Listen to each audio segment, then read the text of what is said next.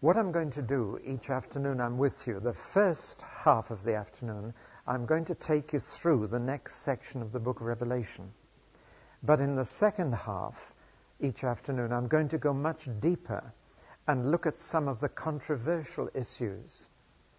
Because if you read different books on the book of Revelation, you could finish up in confusion. There are so many different schools of interpretation.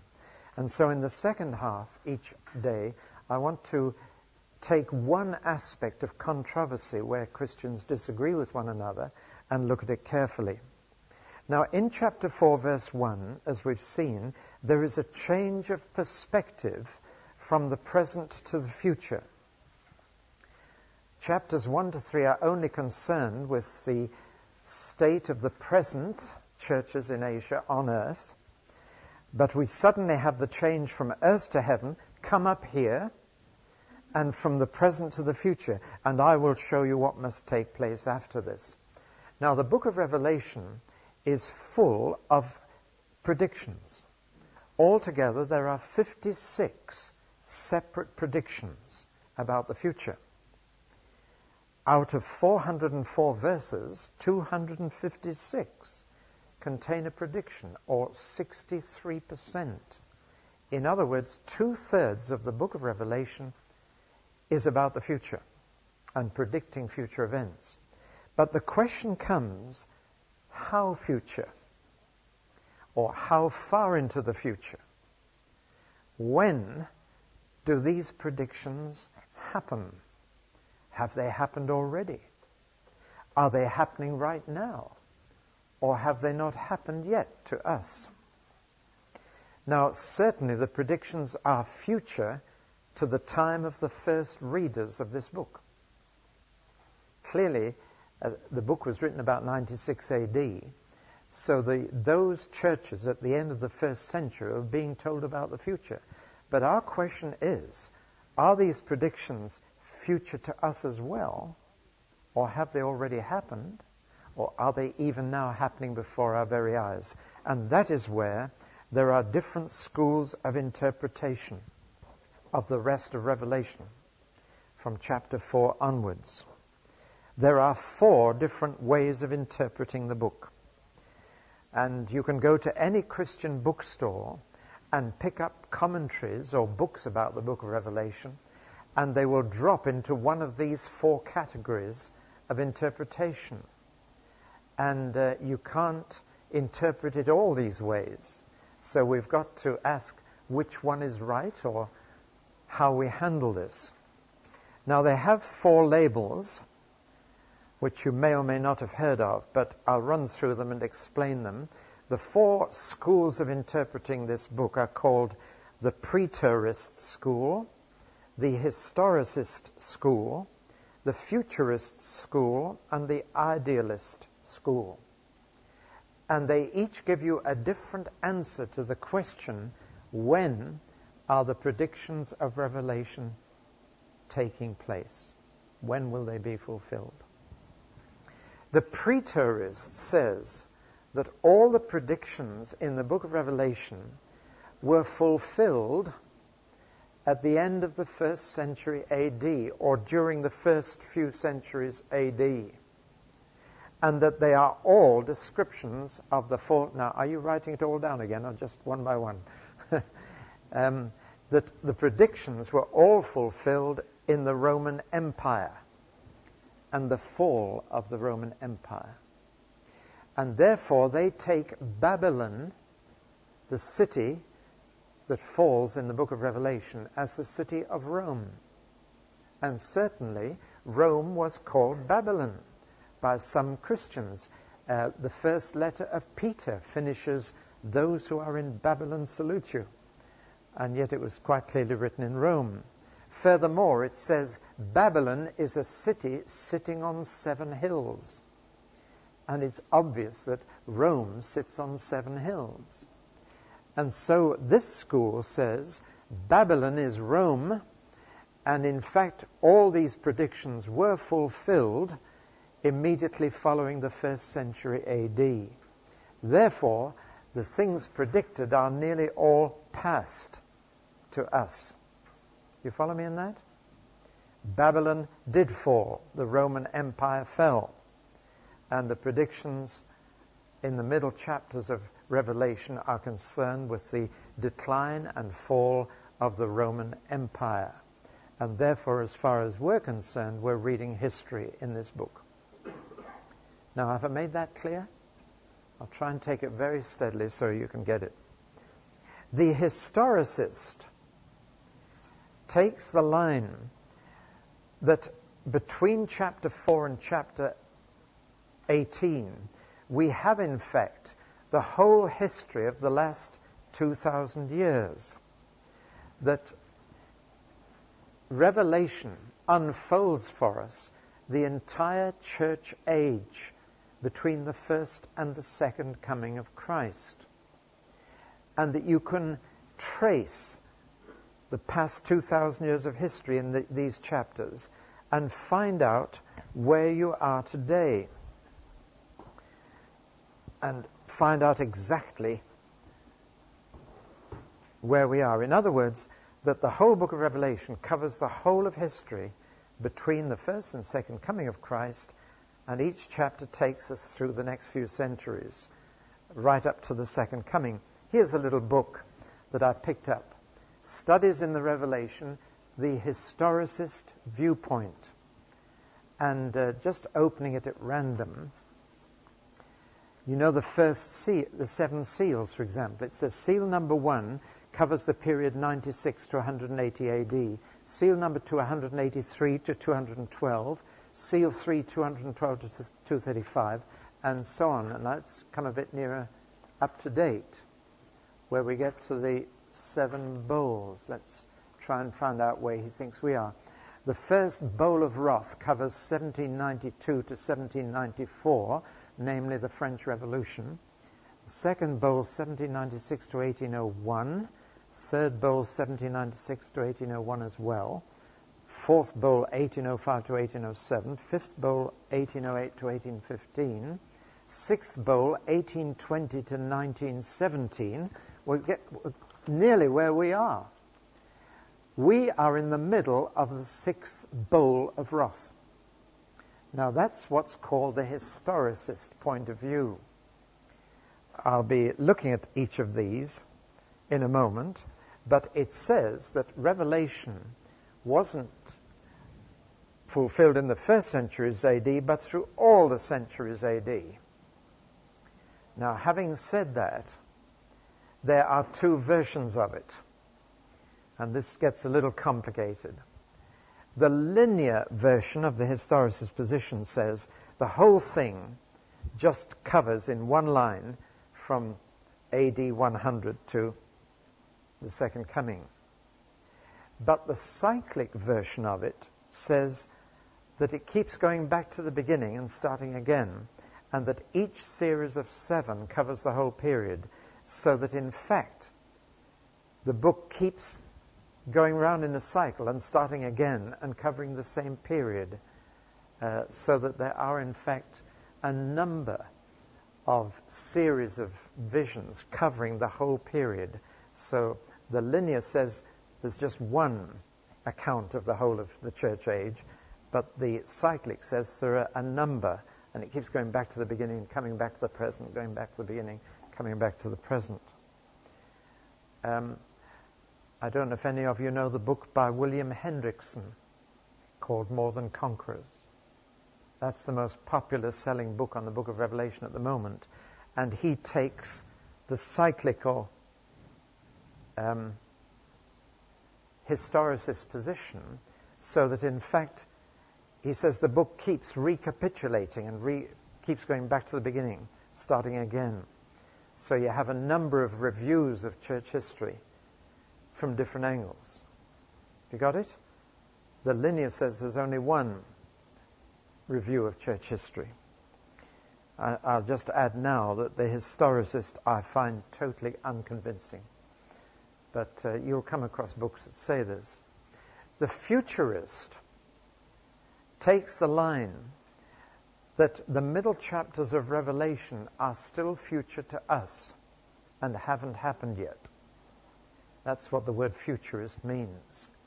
that in fact those middle chapters describe the end of the age, the final few years of big trouble when history is at its worst, what's known as the Great Tribulation, that in fact all the predictions are squeezed into a comparatively few years right at the end of church history and just before Jesus gets back. That's the futurist interpretation. The idealist says that these predictions don't relate to time at all. They are simply an allegorical or mythological presentation of the struggle between good and evil that goes on all the time. And they are simply stories or pictures to help us to interpret any time at all. That the struggle between the devil and God, between good and evil, goes on in every age, in every century, every year, and that these visions help us to interpret and understand what's happening at any time. And you mustn't expect a particular fulfillment at one time, but that this is a kind of picture of what's going on all the time. That's very much Greek thinking. The word idealist is a Greek word. It comes from Plato. The word ideal comes from that. And really it's saying, just as people say there was never such a person as Adam and Eve, that was a story to give us a picture to understand our present situation. In other words, it's saying it's myth, but it's myth with a truth in it. Do you follow me? It's like Aesop's fables. It's stories. In other words, it treats the whole thing as a parable. That it's a fictional story, but that it gives you truths by which you can understand what's going on. Now those are the four, or if you count these as two, the 5 positions. And every single book on Revelation you pick up, you'll find probably will fit into one or other of these views. Now, of course, it makes a great deal of difference to how we handle the book. Are these predictions in the book past to us, present to us? Are we in the middle of them? Or still yet to come? Or are they not going to happen specifically at all, but are just there to help us to understand the struggle between good and evil that we all find ourselves in? Now, should we pause there for questions to see if I've made the different views clear enough? I'm going to go on to ask what are the grounds for each view and how do we cope with them? Because I'm afraid it depends very much what church you go to or what your minister believes or what the preacher you've heard believes as to how you approach the book of Revelation. The first 3 chapters are straightforward. But actually, no, I'll say that in a moment. Are there any questions? Have you understood these different approaches? I'm going to tell you that.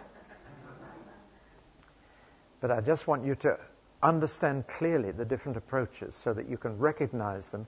If you borrowed a book on Revelation and you read it, you'd recognize straight away where the person was coming from. Shall I move on then? And you can ask... Can you say that those people that support historicism or preterists are well-known spiritual Christians? I can say they are well known.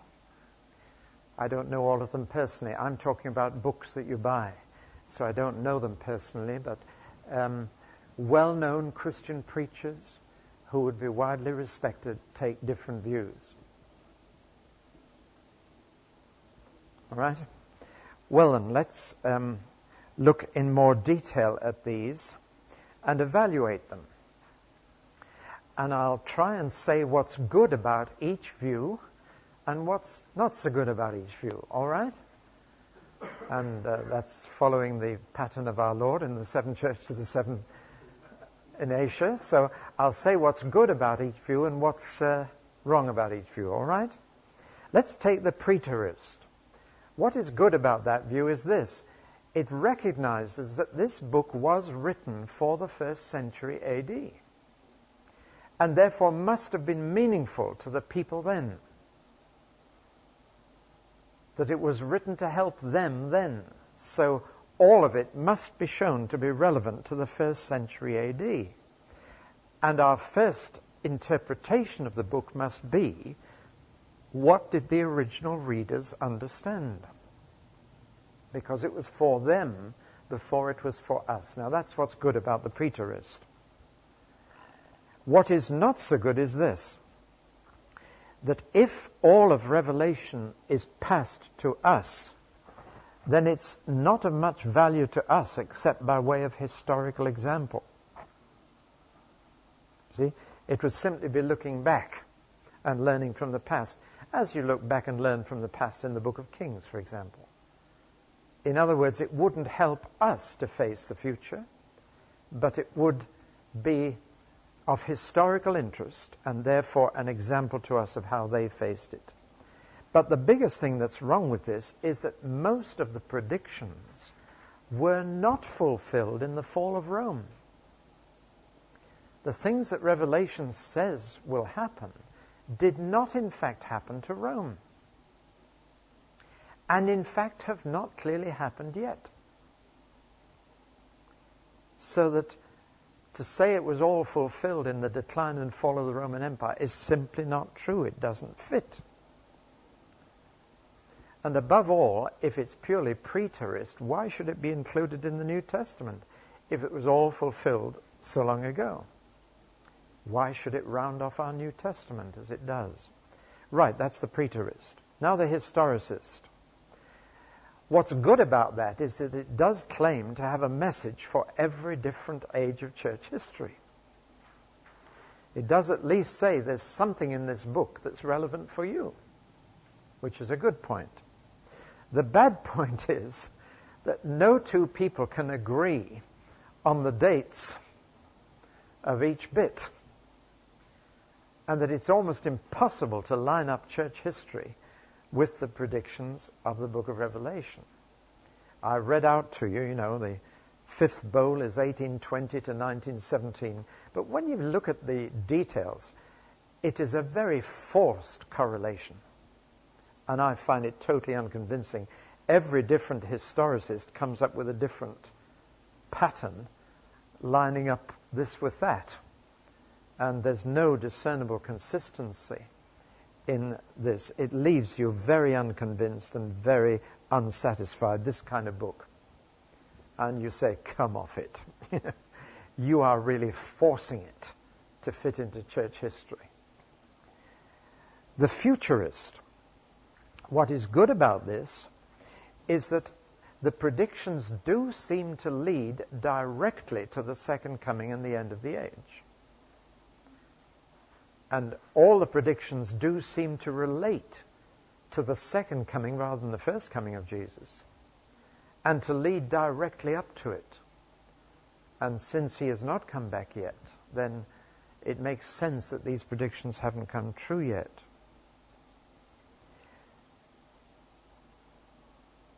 And the other thing that's good about the futurists is that most predictions haven't been fulfilled yet. So that to take the line that they are still yet to happen in the future makes a lot of sense.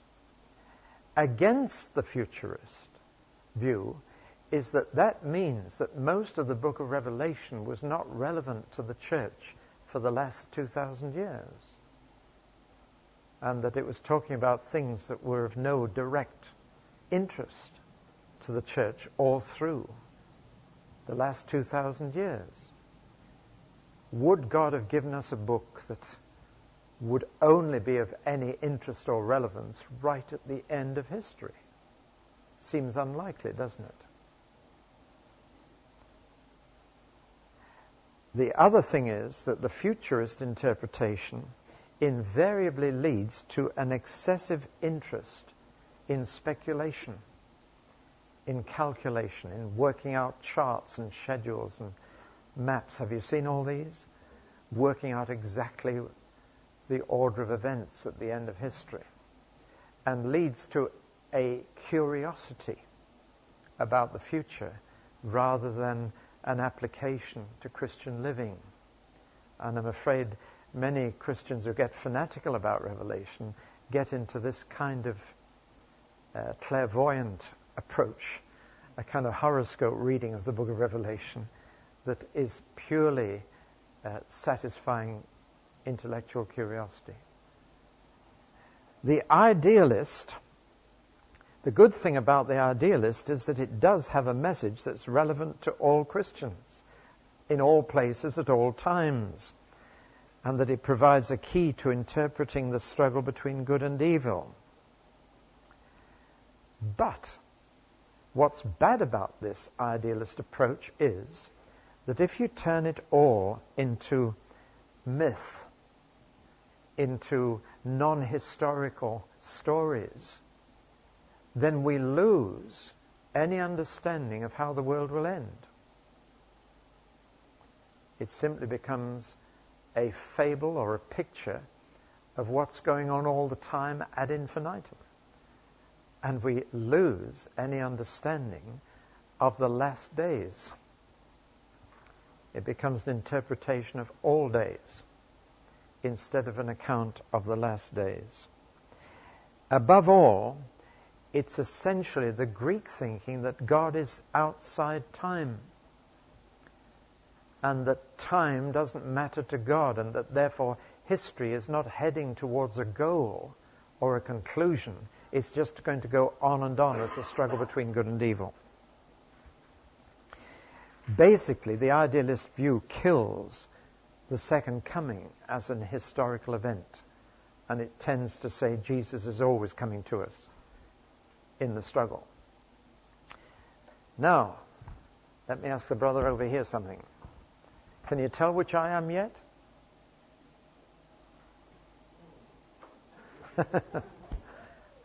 I've given you good points and bad points for each of them. So which is it going to be? Well, I'll keep you guessing a bit longer, because I want you to be thinking hard. Because if you're going to study Revelation, you've got to tackle this kind of question. Well, I want to say 4 things, and then I'm going to tell you. But let me make 4 observations. What do we conclude from this evaluation of the 4 schools of interpretation? 4 things. Number 1, it is obvious that no one key unlocks it all. And if you force the book of Revelation into one of these interpretations, you will damage it at some point. So no one of these unlocks the whole book. The second thing, I think each school has seen some value and some truth, but not all of it. Second thing is, there's no harm in using more than one. Texts can have different meanings and applications.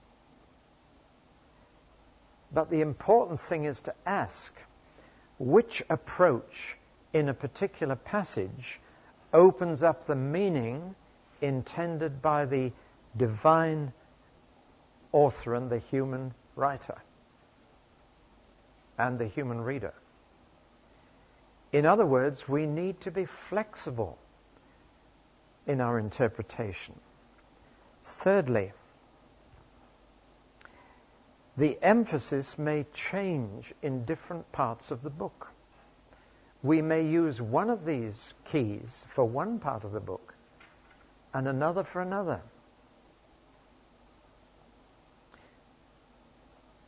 The main questions, of course, are about the middle part of the book. That's where there is most disagreement. Fourthly, parts of each school of interpretation may be helpful. But as a whole, none of them is. Because there are some elements in these 4 schools that are frankly incompatible with each other. Now, all of those 4 statements mean that we've got to be flexible with each section of the book. And now I'll tell you what I am. I'm different things in different parts of the book.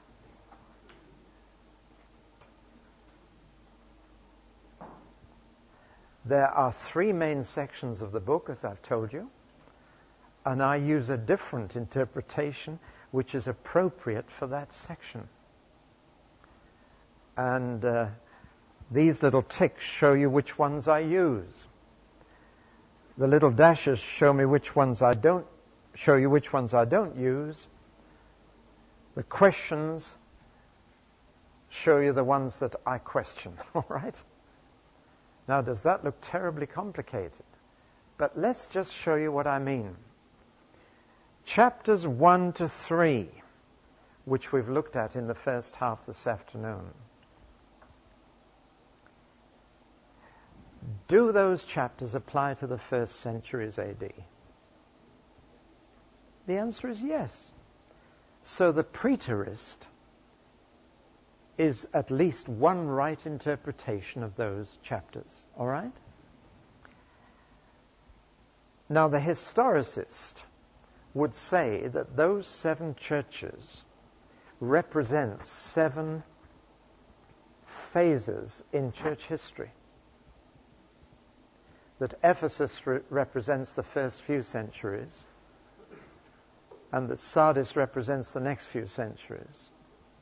See, they split them up over the church age and usually come to the conclusion that we are living in the Laodicean age and that the whole church today is like Laodicea. Well, now, does that grab you? That's the historicist interpretation of the first few chapters. I am not convinced, because I don't think the whole church is Laodicean today. I think maybe a lot in Europe are, but the ones I know in Africa and Asia are not. So I can't see it, that you split church history up and each of these churches represents part of the history of the whole church. That's the historicist approach. So I question that. The futurist approach to the 7 churches of Asia says that before Jesus comes at the end of history, there'll be a church in Ephesus and a church in Sardis and a church in Pergamum again, and a church in Laodicea again. That these are 7 churches that will reappear at the end of 2,000 years, and that when Jesus comes back, each of those towns will have a church again. That's the futurist. That grab you? Doesn't grab me at all. I just don't believe it. But the idealist says that these churches, between them, give you a picture of the church in any age, in any place. See? Now, in fact, without you knowing it, when I took you through chapters 1 to 3, I was using that one and that one. Do you follow me? And these two seemed quite inappropriate. Now, you're beginning to understand the flexibility that we need. Most commentaries, you see, take one of these interpretations and fit everything into it. And that, to me, is a mistake. When we come to the middle section, that's the bad bit, where things get much worse. Which of the interpretations is appropriate? I don't think the preterist is, because in fact those things did not happen when the Roman Empire fell. So I rule that one out.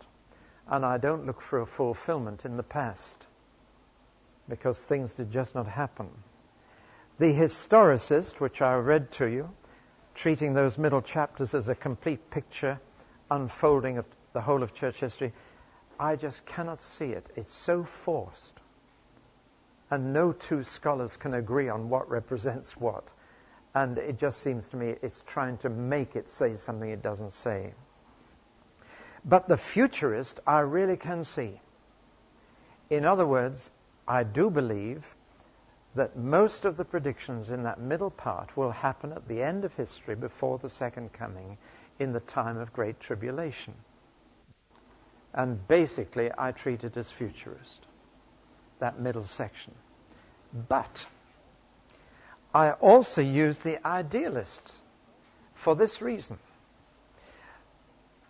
John says in his letter, the Antichrist, we know the Antichrist will come, but there are already many Antichrists in the world.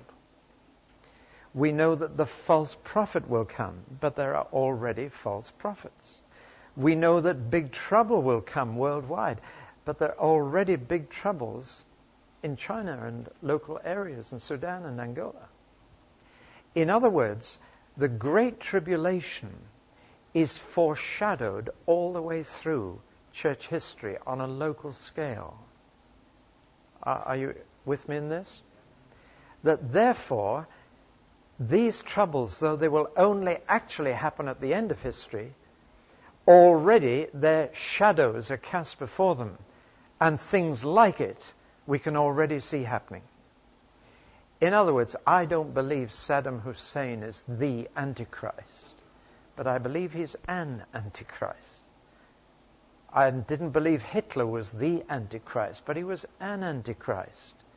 In other words, we can see events like the end happening already. And therefore, I can apply these middle predictions to any time in church history. Now, are you with me in that? I'm not saying that prediction is this that's happening now. I'm saying this that's happening now is a little foreshadowing of that. And it's going to be like that, only worse. Do you follow? And I believe Antichrist will be worse than any of the people I've mentioned already. But I see him in them. I see the lawlessness in the man of lawlessness, in the lawlessness of our age.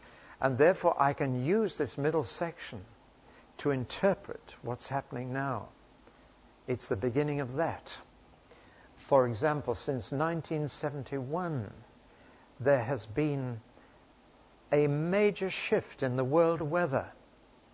My brother is on the TV for weather forecasts, and he has shown me that from 1971 onwards, the weather worldwide is far less predictable than it was before, far more extreme.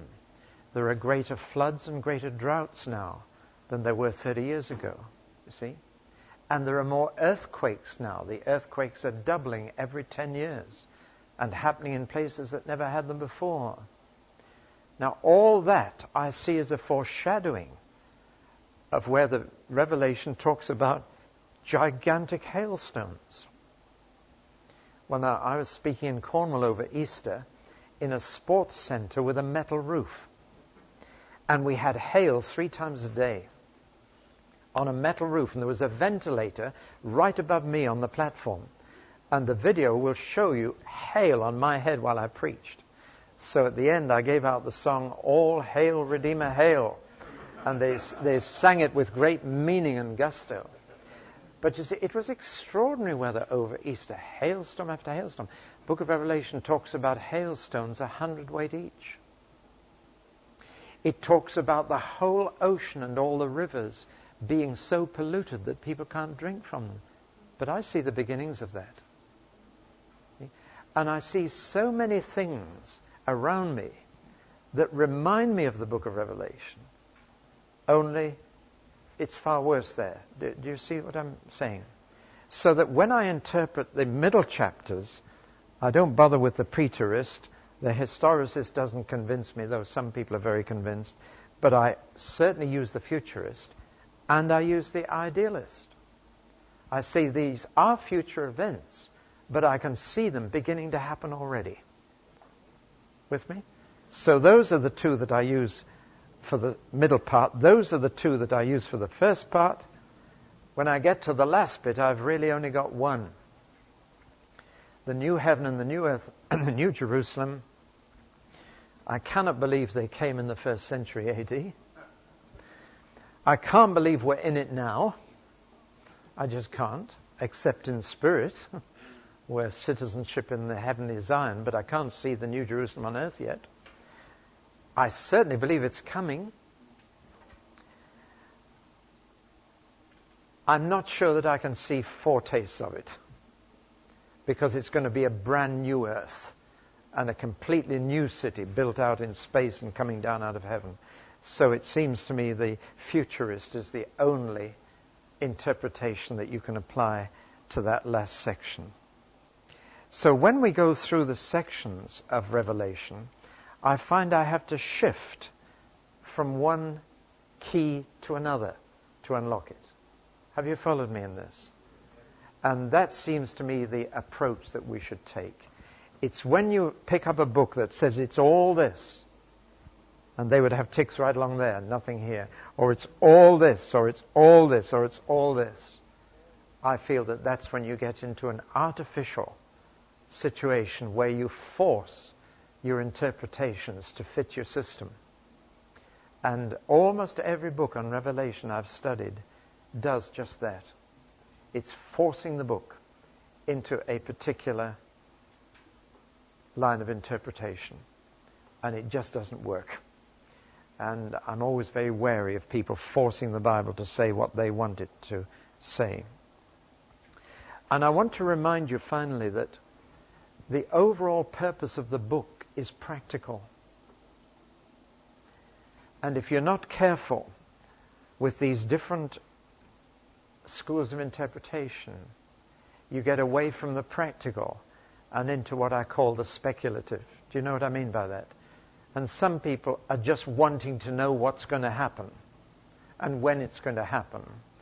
Whereas really the book is written not to tell you what's going to happen or when, but to get you ready for what's going to happen so that the crisis will not catch you out and you won't be surprised by it. Now that's a very, very important point. Because when we get next week into that middle section, chapters 4 onwards, one of the things that hits you straight away is that it's terribly difficult to put the predictions in order. Because sometimes the revelation does jump backwards, and there's a kind of flashback, a recapitulation, and sometimes it jumps right forwards to the end. And though there are some sequences, like the seals and the trumpets and the bowls, there are bits in between that you wonder where they fit in. In other words, if Jesus was giving us a timetable, a schedule, an order of events, so that we would know exactly where we were when they happen, then frankly he hasn't done a very good job.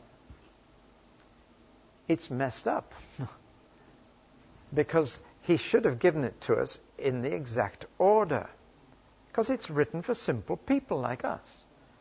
And when you try and fit all the events into an order, into a timetable, and write them out so that this will be first, and that'll be second, and that'll be third, you find it almost impossible to do that.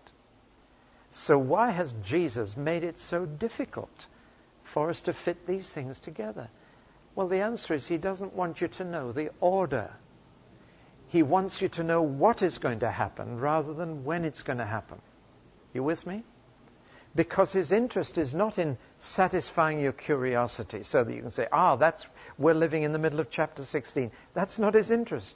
His interest is to help us to be so prepared for the worst that when it happens, we will remain faithful to Jesus.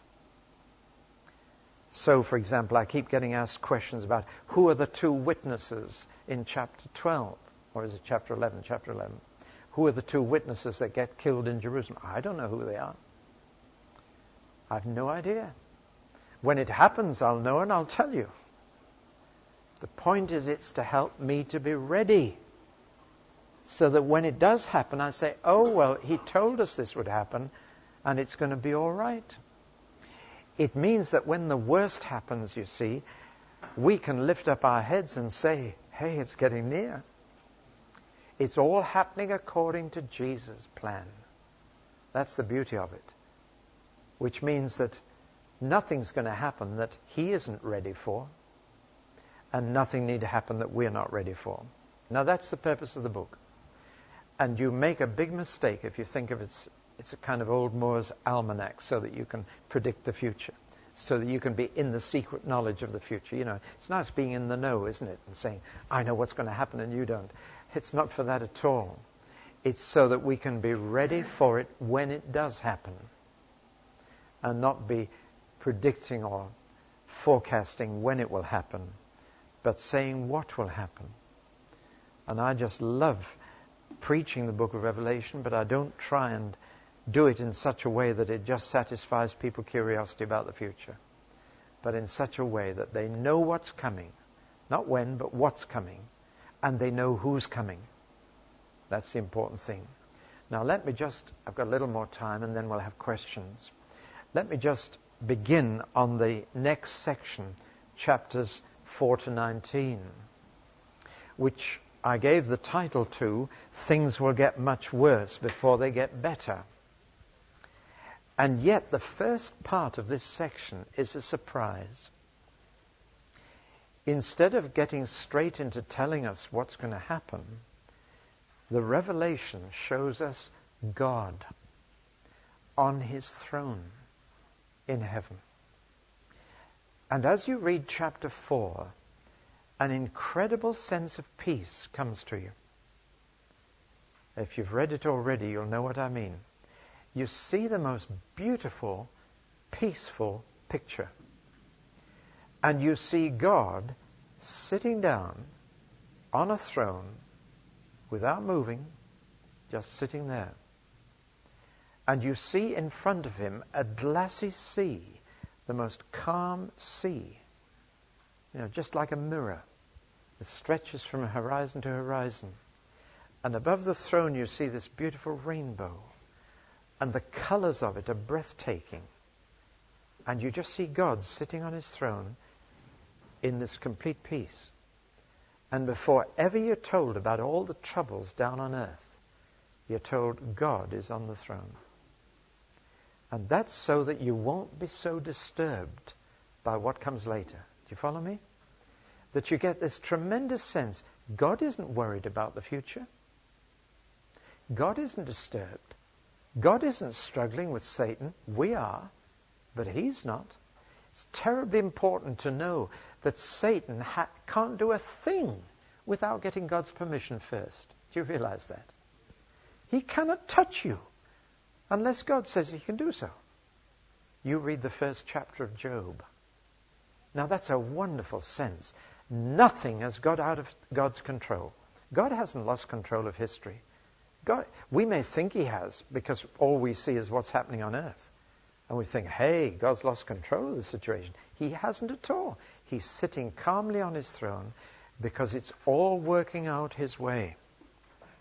And history is in his hands.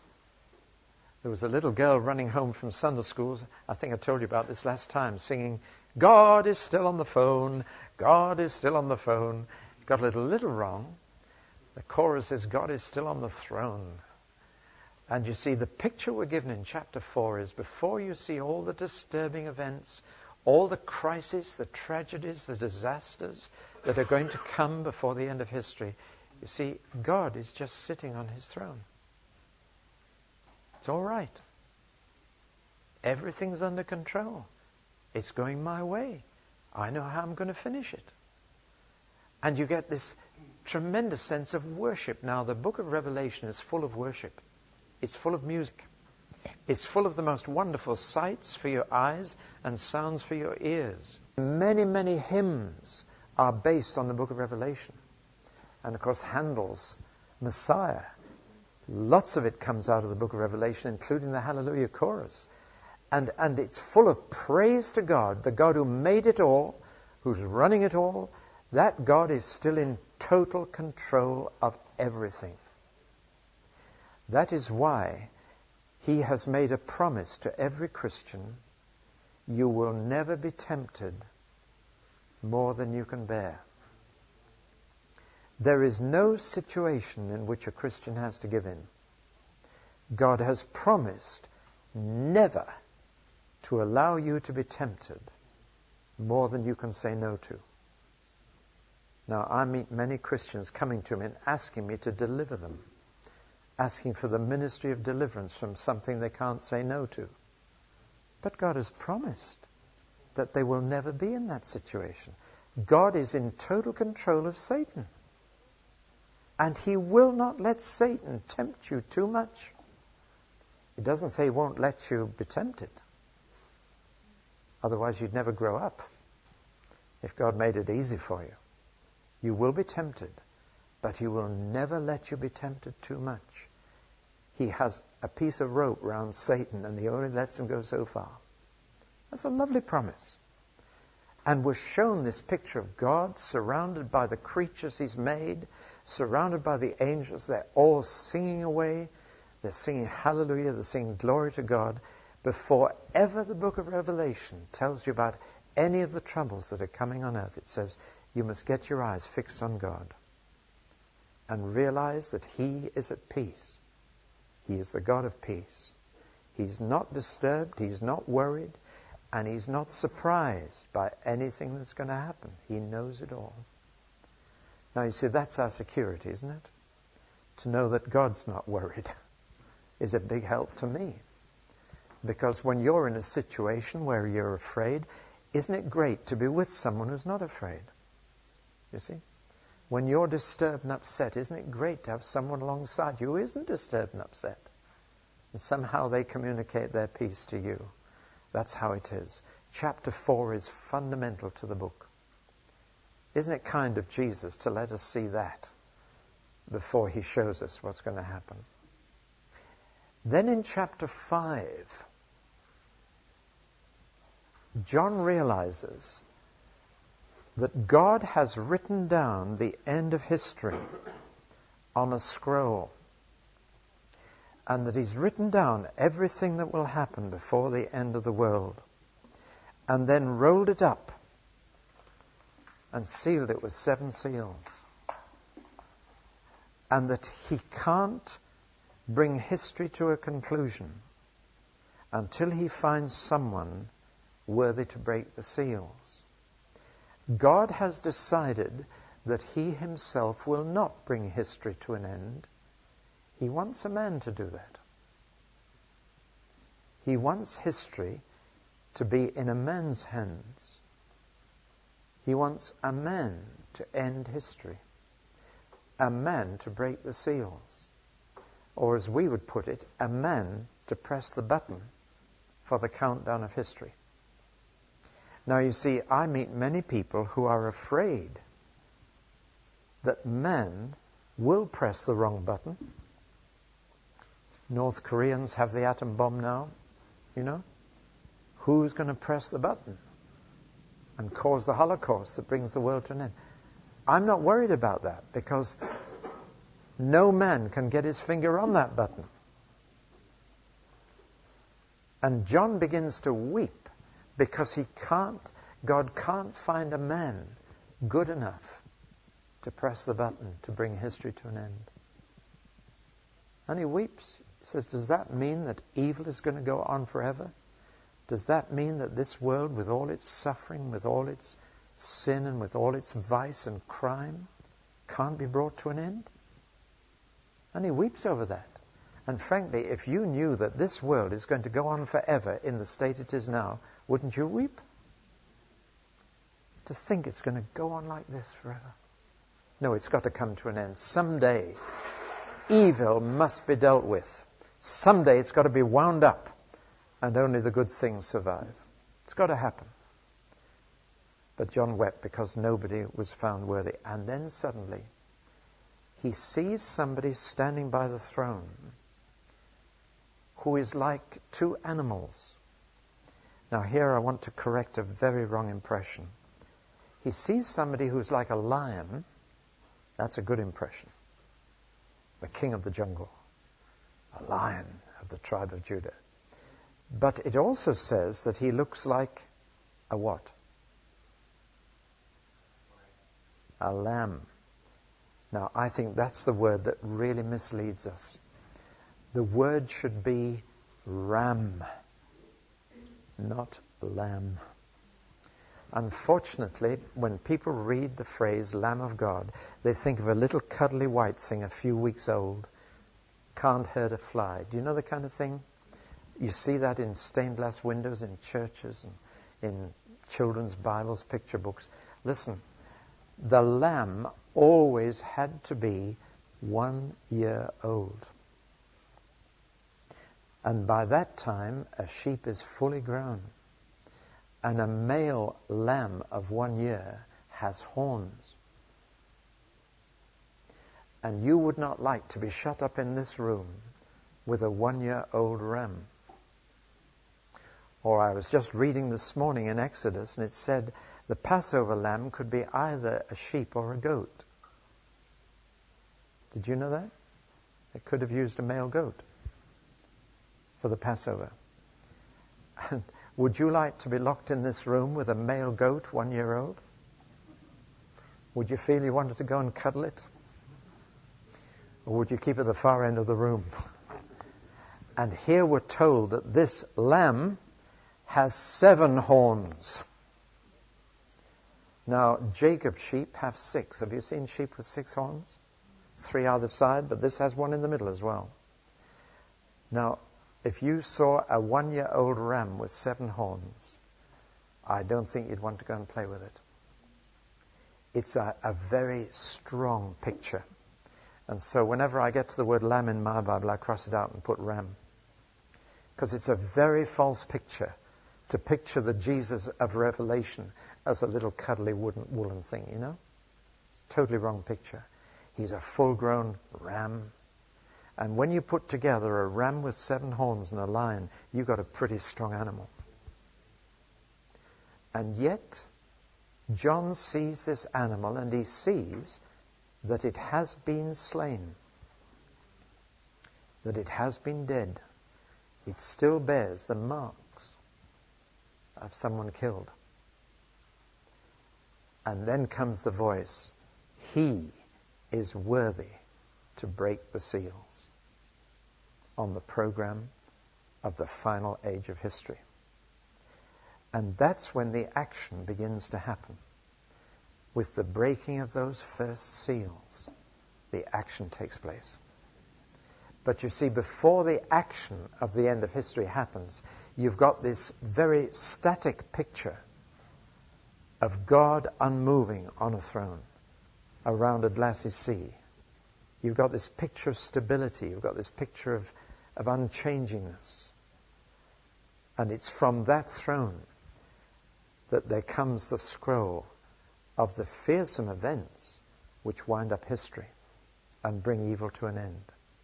But you see, the picture of Jesus breaking the scroll, the seals, and releasing the disasters would be quite wrong if it immediately followed the letters to the 7 churches. You see this against the background of a God who's totally at peace, in total control, is not going to be caught out or surprised by anything. And now says, now you can start it. This is the end of history. I'll just mention the first 4 seals and then we must finish for today. The first 4 seals are 4 horses. And straight away we're into symbolism. And the key to those 4 horses is their color. And the color of the first horse is white. The color of the second horse is red. The color of the third horse is black. And the color of the 4th horse is pale green. And these 4 horses ride out into the world. And they're often referred to as the 4 horsemen of the apocalypse. Have you heard that phrase? Well, in every series of 7, we find that the first 4 of the 7 go together. That's just a clue to help you with the later series of 7s. And the first 4 seals belong together. They are the 4 horses, different colors. What do they mean? Well, from the rest of the Bible, we know exactly what they mean. And indeed, they're explained here. The white horse is always the horse used by a military aggressor. It is the horse of a conqueror. Jesus himself comes on a white horse at the end of the book. But here it is a symbol of military aggression, of imperialism, of somebody wanting to expand his empire or territory, riding out to conquer others. Inevitably, anyone who does that leads to the red horse, which is bloodshed. And when people are trying to take territory from others, they invariably cause bloodshed. The black horse is the color of famine, because human flesh goes black when there's famine. And it talks about the shortage of food and a huge amount of money needed to buy a little bit of food. If you read on, it's the horse of famine. And when there is a shortage of food, invariably the fourth horse follows. Pale green is the color of disease, of plague, of sickness. Now then, those four horses are very clear, aren't they? Military aggression leads to bloodshed, leads to shortage of food, leads to disease. Pestilence. I can see the four horses in Bosnia today. I can see them in Rwanda. I can see them in Angola. But those four horsemen will one day ride through the whole earth. See? They've been riding so many times already. I can see the foreshadowing. But here they ride out into the whole world.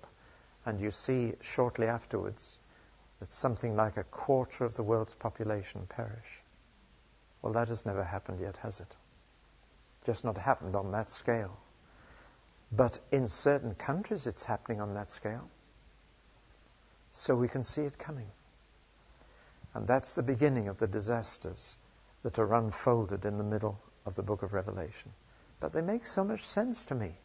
Yes, I know it's in symbolism, I know it's in a picture. But they stand for those simple four things: aggression, bloodshed, famine, disease. It's an inevitable progress. And it's happening now locally, but will one day happen on a world scale. Yes, it's frightening, but don't forget, God is still on the throne. And God is still reigning over the whole scene. He is allowing it to happen, yes, because these things must happen. And Jesus said, I've told you beforehand so that your heart will not be troubled. I just thank Jesus that he's been so honest with us. He said, if it were not so, I would tell you. And he's told us the worst so that we may be ready for it. Well, we've got into the beginning of chapter 6. And next time, in the first half of the afternoon, we'll look at chapter 6 through to about chapter 16 and really get to grips with that. That's when you get out of your depth usually. But we'll really get to grips with it and we'll study it carefully. And then in the second half, I want to look at one very important question, and it's this. There is a teaching that is very widespread in the church today. It began about 1830, but it's now almost universal. And that is that the church will be taken out of the world before all these bad troubles come. I'm sure you must have heard of this. It's sometimes known as the secret rapture of the church, and I want to look very carefully at that, because it's the most important question when we read that middle bit of Revelation, when the trouble is at its worst. Are we going to be in that or not? That's a very important question. And it's one on which Christians differ, but one on which we need to be sure of what we believe. And I'll tell you what my position is then. All right. Good. That's enough then for today.